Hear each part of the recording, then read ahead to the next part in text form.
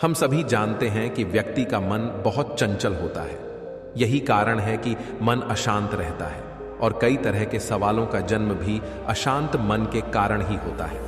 यदि आप जीवन में शांति चाहते हैं तो इसके लिए जरूरी है मन को शांत करना। लेकिन मन को शांत कैसे किया जाए?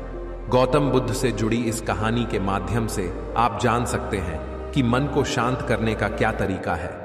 इसमें भगवान गौतम बुद्ध द्वारा मन को शांत करने के व्यायामों के बारे में बताया गया है। जानते हैं इस कहानी के बारे में जिससे आपका जीवन बदल जाएगा। तो चलिए शुरू करते हैं आज की कहानी। एक बार एक लड़का गौतम बुद्ध के पास जाकर कहता है, मेरे जीवन में बहुत अशांति है, कृपा करके आप मेरा मार्गदर्शन कीजिए जिससे कि मैं इस अशांति से छुटकारा पा सकूं। गौतम बुद्ध लड़के से जीवन की अशांति का कारण पूछते हैं। लड़का उत्तर देता है, अत्यधिक विचारों के कारण मेरे भीतर बहुत सारे विचार आते हैं जिससे मेरा मन अशांत रहता है। बुद्ध मुस्कुराते हुए कहते हैं, ऊपर आकाश की ओर देखो और बताओ कि तुम्हें सूर्य दिख रहा है। लड़का ऊपर देखता है और कहता है, धूप दिख रहा है। बुद्ध उससे पूछते हैं कि अगर तुम लगातार धूप में खड़े रहोगे तब क्या होगा? वह कहता है, मुझे अत्यधिक गर्मी लगेगी और शरीर में बेचैनी होगी।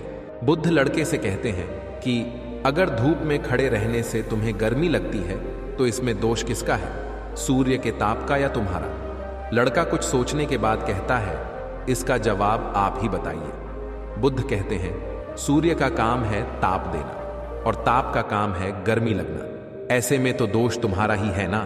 तुम धूप में जाकर खड़े हुए जिससे कि तुम्हें गर्मी लगी। तुम्हें अगर शीतलता चाहिए तो तुम्हें छांव में रहना होगा। ठीक इसी तरह चंचल मन का भी स्वभाव होता है विचारों और भावनाओं को जागृत करना। विचार क्षण भर के लिए होते हैं, लेकिन विचार से पैदा हुई भावनाएं देर तक टिकी रहती हैं। लेकिन यह तुम्हें निर्णय लेना है कि तुम्हें विचार और भावनाओं के साथ चलना है या अलग दिशा बनानी है। बुद्ध कहते हैं, मन को शांत करने के लिए तन के आयाम पर काम करना सबसे आसान तरीका है। शरीर के स्तर पर हमारी कर्मेंद्रियां और ज्ञानेंद्रियां हैं। कर्मेंद्रियां कर्म और ज्ञानेंद्रियां ज्ञान से जुड़ी होती है। इससे हम अपनी संवेदनशीलता को बढ़ा सकते हैं, यानी हम जो भी काम करें उसे आनंद के साथ करें। मन के आयाम से हटकर तन के आयाम पर जाने से ही तुम्हारा चित्त शांत होगा। ऐसा करने से तुम मन के आयाम से हटकर शरीर के आयाम पर आ जाओगे। ठीक उसी तरह जैसे तुम धूप से हटकर छांव में आ सकते थे।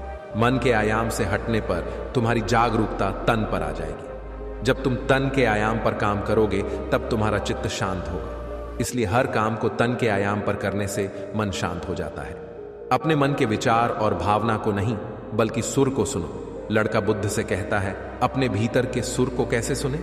बुद्ध कहते हैं, किसी शांत स्थान पर रहकर जहां शांति हो।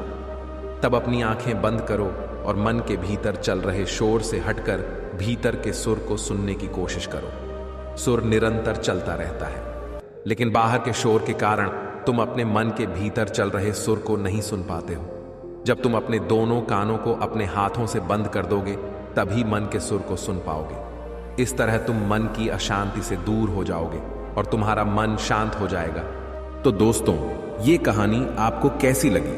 उम्मीद करता हूं इस कहानी से प्राप्त ज्ञान से अब आपके जीवन में सकारात्मक बदलाव जरूर आएगा। धन्यवाद।